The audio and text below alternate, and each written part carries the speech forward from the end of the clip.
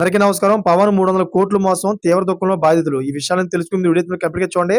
అప్పుడే మీకు complete information ఏంటో అర్థమవుతుంది. అదేవిధంగా చాలా మంది వీడియో చూస్తున్నారు గానీ, సబ్స్క్రైబ్ చేసుకోవడం మాత్రం మర్చిపోతున్నారు. దయచేసి సబ్స్క్రైబ్ చేసుకోండి.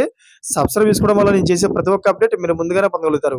అదేవిధంగా చాలా మంది లైక్ చేయడం మర్చిపోతున్నారు. దయచేసి లైక్ చేయండి. లైక్ చేయడం వల్ల ఈ ఇన్ఫర్మేషన్ అనేది మనం చాలా మందికి రీచ్ చేసిన వాళ్ళం అవుతాం. ఇంక లేట్ చేయకుండా వీడియోలోకి వెళ్ళిపోదాం. ఫ్రెండ్స్, బ్యాంకులో డబ్బులు వేస్తే 7, 8 ఏళ్లకు మీ డబ్బులు రెట్టింపు అవుతుంది. అదే కొన్ని ప్రైవేట్ ఫైనాన్స్ బ్యాంకులో డిపాజిట్ చేస్తే 6-7 ఏళ్లలో మీ డబ్బులు డబుల్ అవుతాయి. అదే మీరు మా స్కీమ్‌లో జాయిన్ అయితే జస్ట్ 25 నెలల్లో మీ డబ్బులు డబుల్ అవుతాయి. మీరు 10 లక్షలు పెట్టుబడి పెట్టండి. 2 ఏళ్లలో 20 లక్షల రూపాయలు తీసుకెళ్ళండి. ఈ స్కీమ్ చూస్తే ఏమనిపిస్తుంది మీకు? డబ్బులు చెట్లకు కాస్తున్నాయని కదా! ఇలాంటి స్కీమ్‌తో ఏకంగా 3600 మందిని మోసం చేశాడు. వాళ్ళ నుంచి 300 కోట్ల రూపాయలు వసూలు చేశాడు. మరి 2 ఏళ్లలో 300 కోట్లకు 600 కోట్లు తిరిగి ఇవ్వాలి కదా! ఇవ్వలేదు. బిచానా ఎత్తివేశాడు. అయితే ఈ మోసం జరిగింది మన హైదరాబాద్ సిటీ నడిబొడ్డున. ఇప్పుడు బాధితుల కంప్లెయింట్స్‌తో ఆ కేటుగాళ్లను అరెస్ట్ చేశారు పోలీసులు. ఈ కిలాడి మోసం పూర్తి వివరాలు ఇలా ఉన్నాయి. పవన్ కుమార్ అనే వ్యక్తి బైప్యాక్ పాలసీ డబుల్ గోల్డ్ స్కీమ్ పేరుతో భారీ మోసానికి పాల్పడ్డాడు.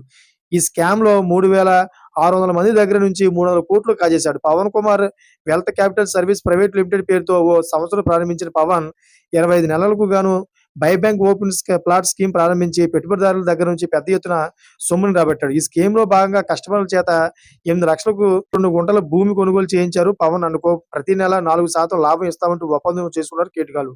కొన్ని నెలలు బాగానే సాగింది వ్యవహారం.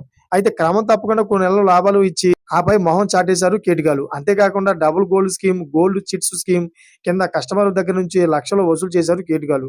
కొన్నాళ్ల తర్వాత లాభాలు ఇవ్వకపోవడం, పవన్ నుంచి ఎలాంటి రెస్పాన్స్ రాకపోవడంతో మోసపోయామని గ్రహించిన బాధితులు ఈఓడబ్ల్యూ పోలీసులకు ఫిర్యాదు చేశారు. బాధితుల ఫిర్యాదులతో కేసు నమోదు చేసిన పోలీసులు పవన్‌ను అతనికి సహకరించిన మరో 7గురిని అదుపులోకి తీసుకొని అరెస్ట్ చేశారు. చూసారా ఫ్రెండ్స్, లేటెస్ట్ అప్డేట్స్ కోసం ఛానెల్ సబ్స్క్రైబ్ చేసుకోండి. Thanks for watching friends.